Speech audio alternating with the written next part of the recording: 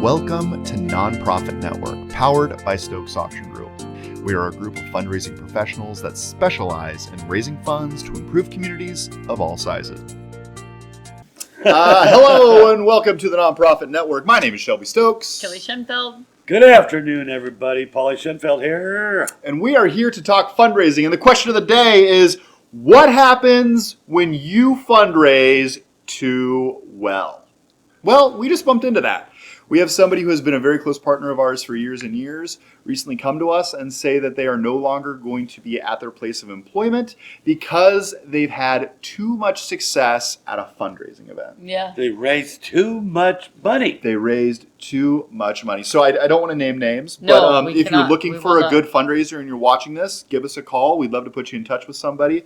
But I know that you had a personal meeting with this individual. Can you talk a little bit about why that individual is no longer with the organization that they have been with? Well, so what happens, I think, in fundraising, I'm not exactly sure why exactly, other than he's phenomenal, right? But I'm not exactly sure why specifically, but I can tell you that if an organization has too much money, and maybe can catch some heat for that may encourage them not to do galas. And if they are encouraged to not do galas, the person that is the fundraiser, connoisseur, to be honest with you, would not have a spot there. And so I'm thinking that that's probably it. I'm careful on what I'm saying, right, because yeah. I don't want to. I mean, and I know less about it, so let me just try to talk a little more openly. I mean, essentially what I'm reading in the tea leaves here is that they've had a lot of success in the fundraising style of the fundraising auction fundraiser. This year, they have enough in their coffers, if you will, within the bank account to carry them 13 months. Or a year plus is how it was described to us. 13 months is the number I made up. But you have enough in the bank to carry your fundraising plan 12 months, and all of a sudden now they're basically cutting the fundraising team that they've taken years to establish, and they're basically cutting them out because they are so set for the future, which as a person that goes in and tries to raise the most money we can as an event, this is not something that's normally on our radar, right? No, I mean, it's the furthest thing from my mind. Yeah, I mean, have you ever walked in and be like, "Oh, I hope we don't raise too much money"? No, I mean, never. Yeah, and right. Nor have I ever been told, "Hey, don't do too good of a job." Okay. Right. Yeah. We've already got X amount of hundreds of $1,000s in our coffers. We only need about 50. Okay, so do about 50 grand worth of work. Yeah. Whoa. Yeah. Why isn't this money being continually put into the organization throughout this time? And I think that's something to consider, right? In this world where we are trying to find these nonprofits and like show how efficient they are, like they're starting to get numbers based on how efficient these nonprofits are. And I think it's a bad look for some of these nonprofits to have a bunch of money in their control that they are not utilizing to either make changes to their end goal, which is whatever the mission is, or generating more funds to sustain that organization. So it's really an odd dynamic that we're seeing playing out here, because what they essentially want to do is they want to change their fundraising focus from in-person events to another form of fundraising. And I think it's easy to sit back and say the grass is always greener, but at the end of the day, when you have a good thing, it's hard for me to, in good conscience, say, yeah, just axe that program that's doing so well. We're going to completely switch gears. I think something to keep in mind, too, is we as fundraisers don't have all of our information night of. True. There are certain things within organizations that we are not privy to or should be privy to.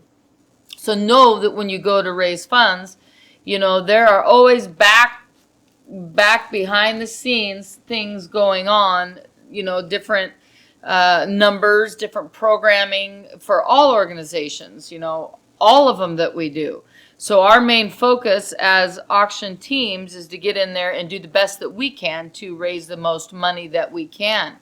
That being said, I do know my short time on a school board, you don't want to have too many funds that aren't being allocated to programming. If that is what's happening, then the message should be more clear night of. It's very important that when you're raising money for an organization, I think this is the bottom line, that you have a need. If you don't have a need, why are you having a gala? Right. And if you're selling the same need over and over and over, but you're not necessarily dispersing to that need, or your needs are less than, then I think it's okay to take a year off of that and come back at it. However, you lose the inertia that you get with people Of the event. Yeah, it's not. It really never is this year's dollars. Well, and It's next year's dollars. That's what we've always been taught. That's what we've always preached. That's what we still feel. I mean, I wonder. I mean, I'm not intimately involved in this situation, but we've always heard that the biggest cost in business is labor. Maybe this is a labor issue. I would be willing to bet that it is. And I really do. Epic fail, sorry. I think that it has to do with labor, and I also think it just has to do with change in fundraising styles. Whenever I know that I'm going into a fundraising event that I've done for a few years, and they start talking about a capital campaign that they've been doing since the beginning of the year, Yeah. I know I'm in trouble. And the reason I know I'm in trouble is because they've tapped those big donors that we have been able to create magic at the event with when they choose to give a huge sum of money, and then people follow them based on the inertia of the event. And then when you go to a capital campaign and those individuals are being tapped prior to the event, you know that you're basically you're using one program of the event and you're offloading it to a capital campaign, and the dollar flow is equal, but it doesn't make the event feel as good because you're not able to hit the same heights. Absolutely, I can see your angle. Right? I've heard that over the past couple of years as well. We have this capital campaign. We're going to build a new shelter for the cats. Right. That's a real thing in one of my gigs, and it's a campaign that goes throughout the year, and these heavy donors are being tapped every month, or they've committed every month. On the 15th, we're going to give you X amount of dollars Right. towards the capital campaign.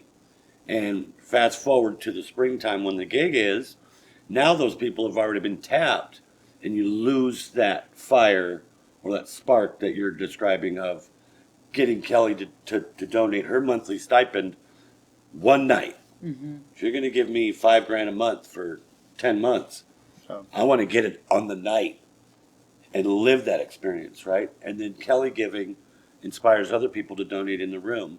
But that capital campaign is what's tapping these individuals, and you lose that night of special situation or that special moment of I want to give $50,000. You lose that. That's kind of the angle where we're going here. I mean, I think that's true. You know what I mean? You do lose that special moment. But what I would also posit in this conversation is the fact that we are in a subscription-based society.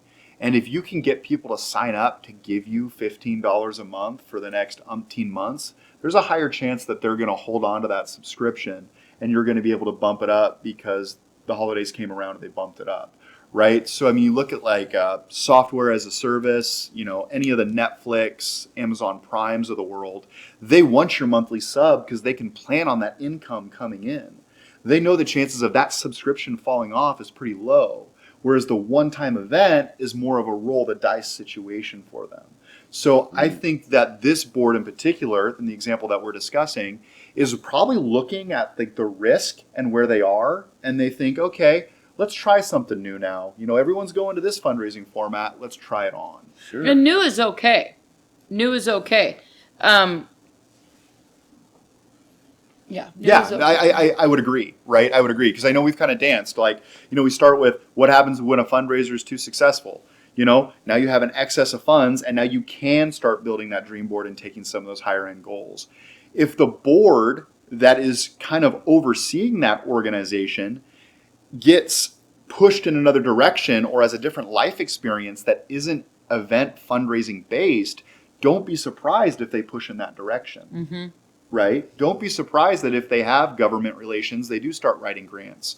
Or if they're selling software with a monthly sub, they do go to a capital campaign or a GoFundMe or whatever the case may be. The makeup of that board is going to dictate your goals, which is then going to trickle down to those opportunities as a fundraiser. Yeah. What an interesting twist, right? Yeah. What an interesting twist that we And know that a board is forever changing. Right? haven't talked much. We've never, to my knowledge, talked about this. Where essentially the question posed here: what happens if you raise too much money? Okay, now we're going to a different style of fundraising. Can you speak to a grant system and its effectiveness or lack I think it thereof depends in on, this environment? yeah, I think grant writers are paid people. And, they're not easy to write. At least they weren't back in the day. And it's almost feels lottery-like to me. It's not just like you send a letter in and say, this is boom, and then you get money. But that also, I think the biggest challenge is you're moving from a community-based scenario to a government-based scenario. Mm-hmm. And what I mean by that is when we are raising funds as a group of people, we are supporting as this group of people part of our community and something we believe in and people that we believe in. And if you abandon that theory of getting your community involved, then you really are then looking to government for, or, I'm not sure who grant writing only goes to, but you are then now not as community centered as you were, opinion only. And, there are some fine people out there that know how to put on fine galas. Fine And people. yeah, and they look fine in gala attire. And let me just tell you Fine. what, they understand the importance of the community piece. They understand the importance of the kumbaya and the camaraderie. There's more to a gala than just raising money. There is so much more to a gala than just raising money. That is our end goal, right? We always talk about games, we talk about numbers, we talk about dinners, we talk about centerpieces, we talk about this, we talk about that. The real thing that's happening at those galas is the community building piece and making people in that community more aware so that they want to be a part of. And they may not have the time to allocate to that. Instead, they have funds.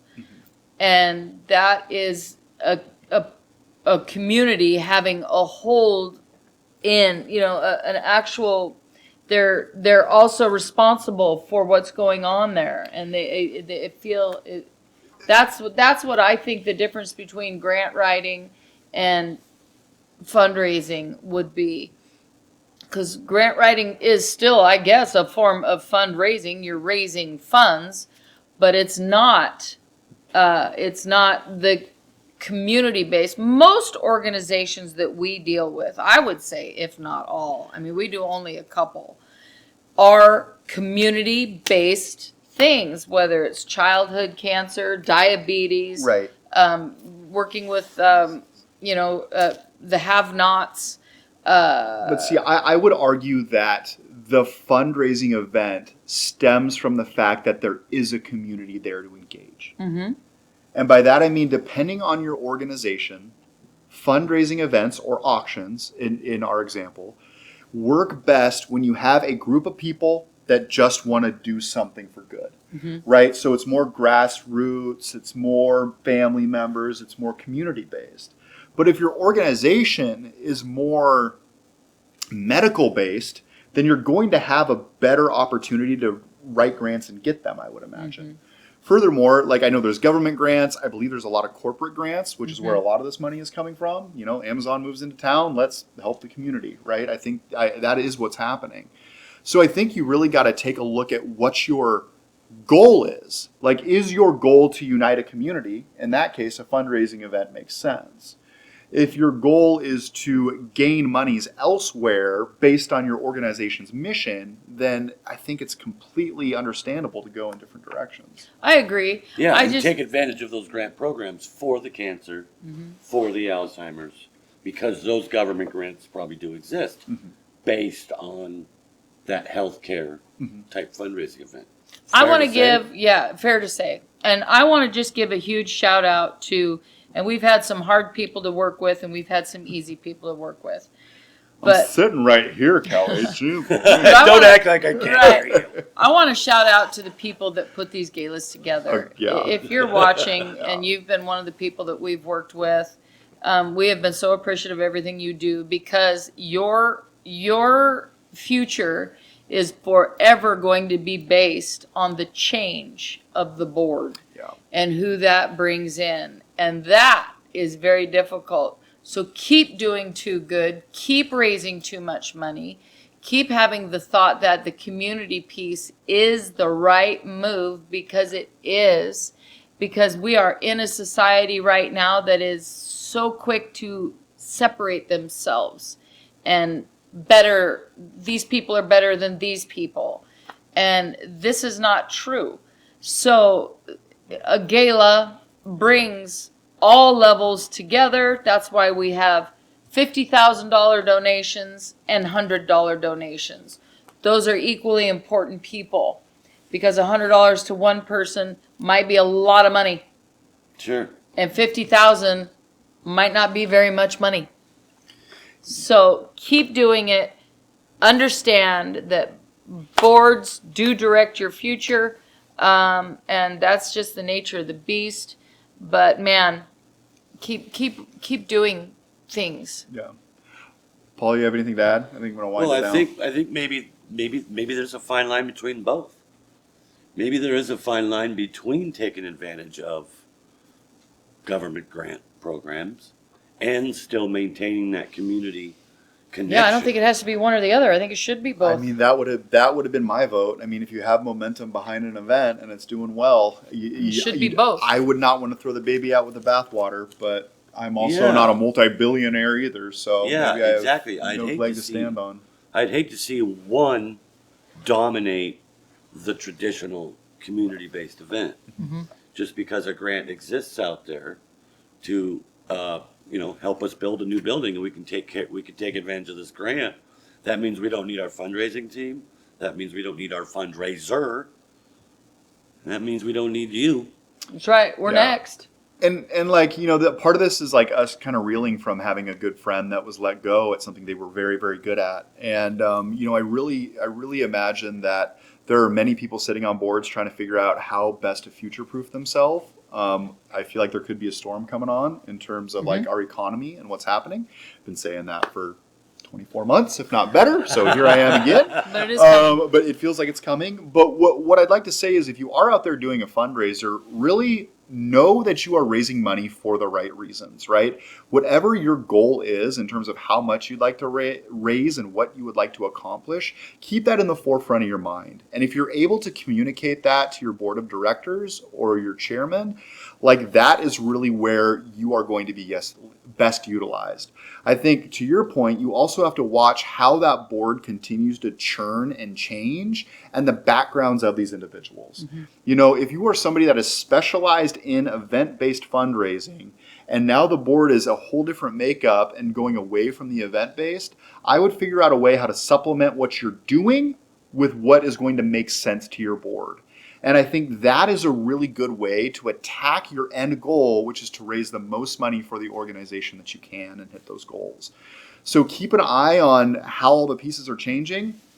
And also, we're trying to make this specifically for nonprofits, but this is the world, man. This is corporate America. Like, you look at X, previously Twitter, and the fact that Elon bought that company, went in, fired a whole bunch of people, and here we are still talking about X in the day-to-day news cycles. True. Right? I mean, came in, moved everything out, changed everything around. It's very similar to that. When the leadership of an organization or a team changes, you either have to adapt with that team or you have to find a new team. So we know there's people out there that we love that are kind of reeling with the new shakeup, kind of what we're talking about today. But know that at the end of the day, we're all here to make the world a better place. And at times it can feel like it's a hard target or a hard goal to set.